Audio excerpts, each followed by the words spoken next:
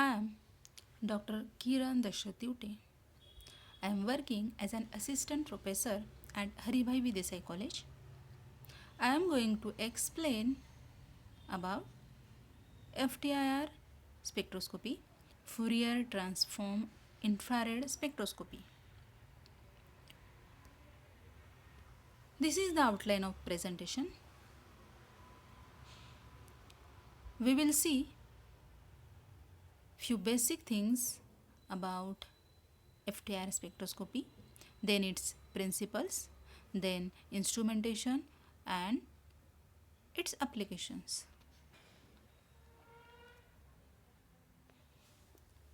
Let us see what is spectroscopy.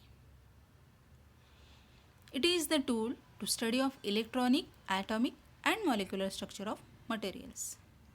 It deals with the interaction of electromagnetic radiation with matter involving the measurement and interpretation of reflection, absorption, transmission, etc. of the radiation by molecules and atoms. There are many types of spectroscopy depending on the wavelengths involved. For example, FTIR spectroscopy, UV visible spectroscopy, Raman spectroscopy, and so on. Our presentation is about one of these spectroscopy techniques, namely the FTIR spectroscopy.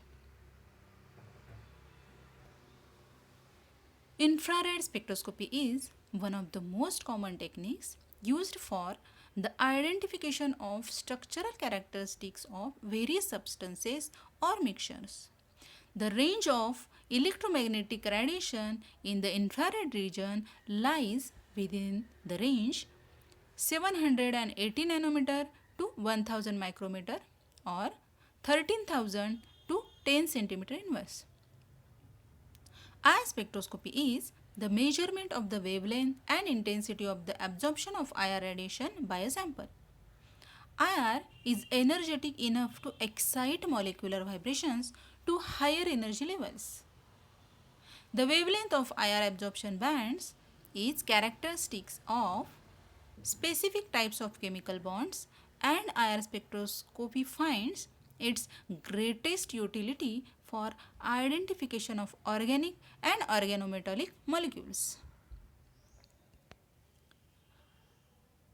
Let us see electromagnetic spectrum. The electromagnetic spectrum is the range of frequencies of electromagnetic radiation and their respective wavelengths and photon energies. We are going to focus on infrared region. It is from 14,286 centimeter inverse to 200 centimeter inverse. Greater than 14,000 centimeter inverse, visible and UV region. 14,000 to 4,000 centimeter inverse, near IR. 4,000 to 400 centimeter inverse, mid infrared. 400 to 4 centimeter inverse, far infrared. Less than 4 centimeter inverse, microwave region. Let us see infrared radiation sources. Rod of silicon carbide. It is nothing but infrared radiation source. If rod of silicon carbide heated up to 1500 degree centigrade, it produces radiant energy from 1 to 50 micrometer. Let us see another infrared radiation source. Rod of zirconia and yttrium. If it heated up to 1500 degree centigrade, it emits radiation between 0.4 to 20 micrometer. Let us see molecular dipole moment. It is very important concept while studying about polar molecules and non-polar molecules. Can you tell me what is the meaning of polar molecule and what is the meaning of non-polar molecules? Okay, fine. We are going to study about the same. Even though the total charge on a molecule is zero, the nature of chemical bonds is such that the positive and negative charges are not completely symmetric in most molecules. Such molecules are said to be polar because they possess a permanent dipole moment. A good example is the dipole moment of the water molecule. Molecules with mirror symmetry like oxygen, nitrogen, carbon dioxide and carbon tetrachloride have no permanent dipole moment. So they are non-polar molecules. H2O is a polar molecule because of the way the atoms bind in the molecule with more positive charges on one side of the molecule and more negative charges on the other side of the molecule. The hydrogen atoms group on one side of the molecule, making that more positive, such that there are more electrons from the oxygen atom on the other side of the molecule. A nonpolar molecule is one in which the electrons are distributed more symmetrically and thus does not have an abundance of charges at the opposite sides. The charges all cancel out each other. The electrical charges in nonpolar carbon dioxide are evenly distributed. If a molecule is completely symmetric, then the dipole moment vectors on each molecule will cancel each other out, making the molecule nonpolar. A molecule can only be polar if the structure of that molecule is not symmetric. Useful remark. The rule for determining if a mixture becomes a solution is that polar molecules will mix to form solutions and non-polar molecules will form solutions. But a polar and non-polar combination will not form a solution. For example, water is a polar molecule and oil is a non-polar molecule. Thus, they won't form a solution. On the other hand, since alcohol is a polar molecule, it will form a solution with water.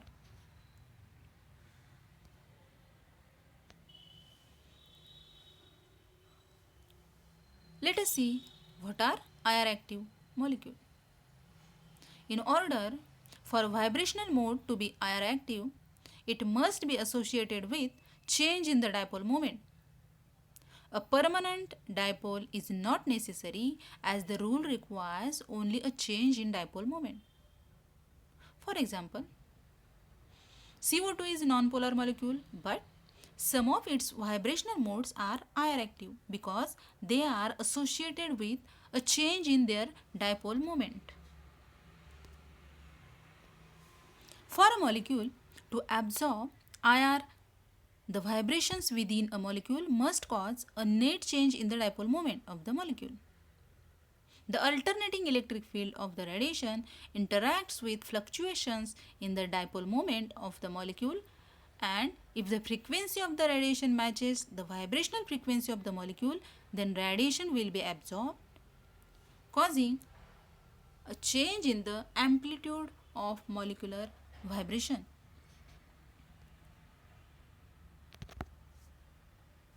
Let us see how to find out number of vibrational modes.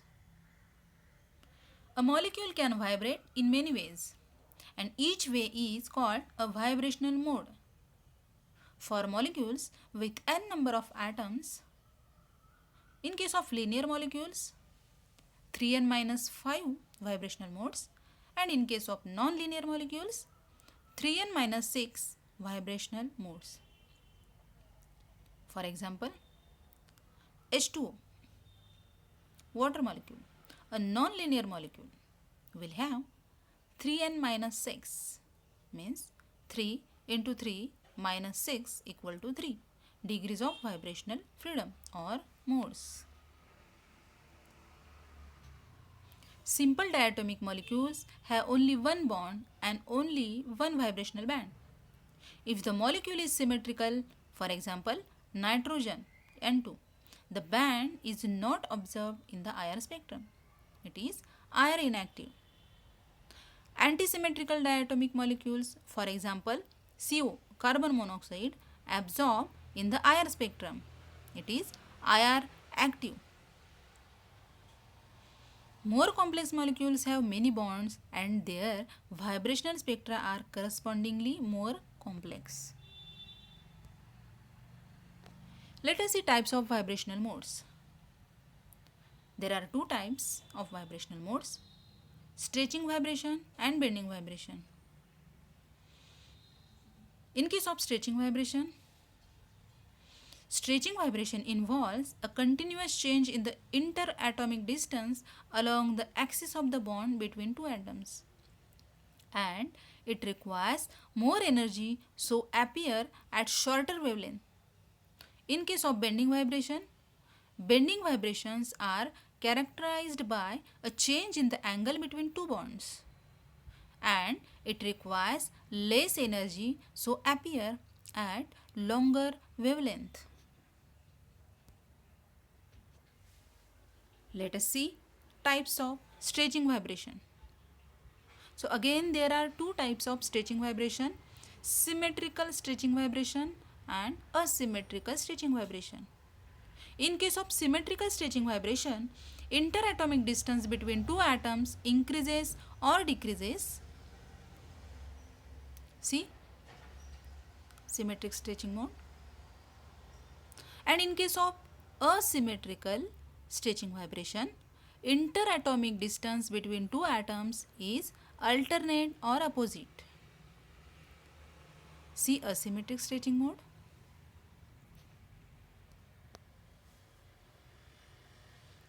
Let us see now types of bending vibration. Again there are two types of bending vibration: in plane bending vibration, and out of plane bending vibration. In case of in plane bending, all the atoms are on same plane. In case of out of plane bending, two atoms are on same plane while the third atom is on opposite plane.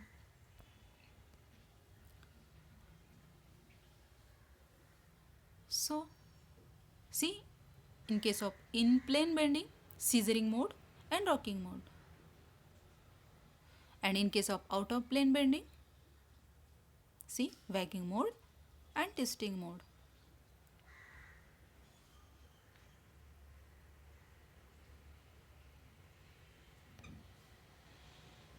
Let us see intensity of absorbance.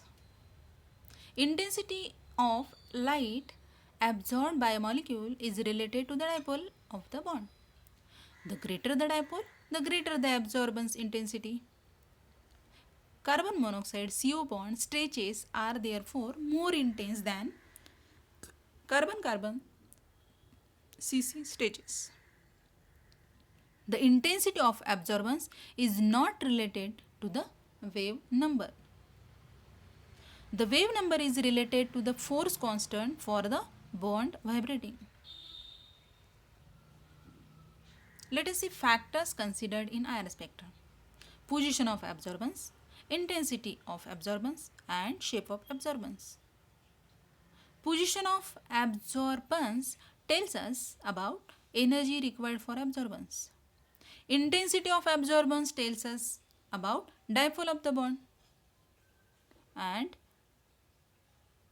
shape of absorbance tells us information about the type of bond.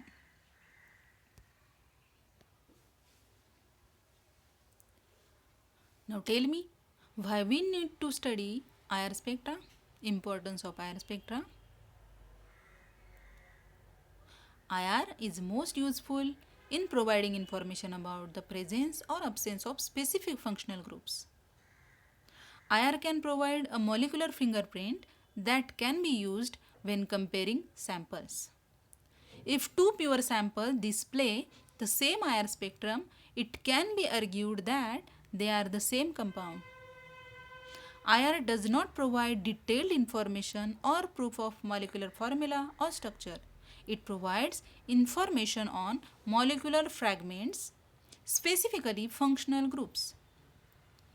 Therefore, it is very limited in scope and must be used in conjunction with other techniques to provide a more complete picture of the molecular structure. The typical IR range for covalent bonds is 600 to 4000 cm inverse. The graph shows the regions of the spectrum where the following types of bonds normally absorb. For example, a sharp band around 2200 to 2400 cm inverse would indicate the possible presence of a CN or a CC triple bond.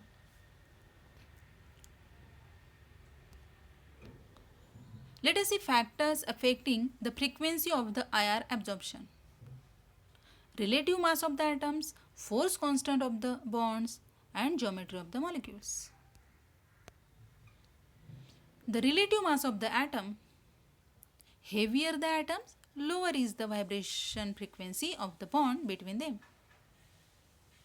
The force constant of the bond, stronger the bond, higher is the vibration frequency.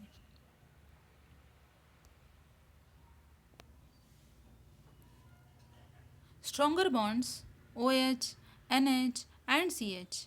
Weaker bonds, CC and CO bond. Effects of bonds, carbon, double bond carbon, C double bond C. Stretching is expected to absorb at a higher frequency than C single bond C stretching. For example, C triple bond C 2200 cm inverse, C double bond C 1650 cm inverse and C single bond C 1200 cm inverse. Before explaining the FTIR spectroscopy, let's review the principles of a dispersive spectrometer. A source generates IR radiation. A monochromator in IR, this can be either a salt prism or a grating with finely spaced etched lines, separates the source radiation into its different wavelengths. A slit selects the collection of wavelengths that shine through the sample. In double beam operation, a beam splitter separates the incident beam into half goes to the sample and half to a reference. The sample absorbs light according to its properties. A detector collects the radiation that passes through the sample and in double beam operation compares its intensity to that going through the reference. The detector puts out an electrical signal which is normally sent directly to an analog recorder. A link between the monochromator and the recorder allows to record intensity as a function of frequency or wavelength depending on how the recorder is calibrated. Let us see FTIR spectrometer. This is the schematic of FTIR spectrometer. So, let us see its working principle. All the source energy is sent through an interferometer and onto the sample. In every scan, all source radiation gets to the sample. The radiation passes through a beam splitter which sends it in two directions at right angles. One beam goes to a stationary mirror, then back to the beam splitter. The other goes to a moving mirror. The motion of the mirror makes the total path length variable versus that taken by the stationary mirror beam. When the two meet up again at the beam splitter, they recombine, but the difference in path lengths creates constructive and destructive interference and interferogram. The recombined beam passes through the sample absorbs all the different wavelengths characteristic of its spectrum, and this subtracts specific wavelengths from the interferogram.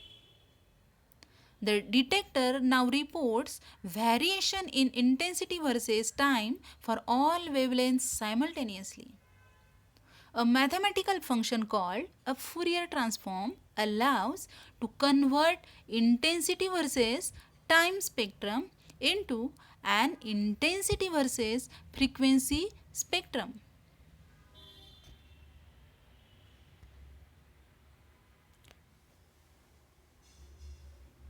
Now, let us see its advantages and disadvantages. In case of advantages, it is almost universal. Its spectra are information rich. It relatively fast and easy. It relatively inexpensive, and it is very sensitive technique.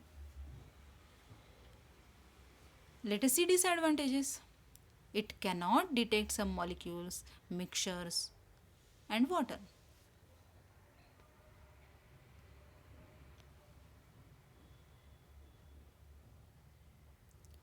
Thank you all for your listening.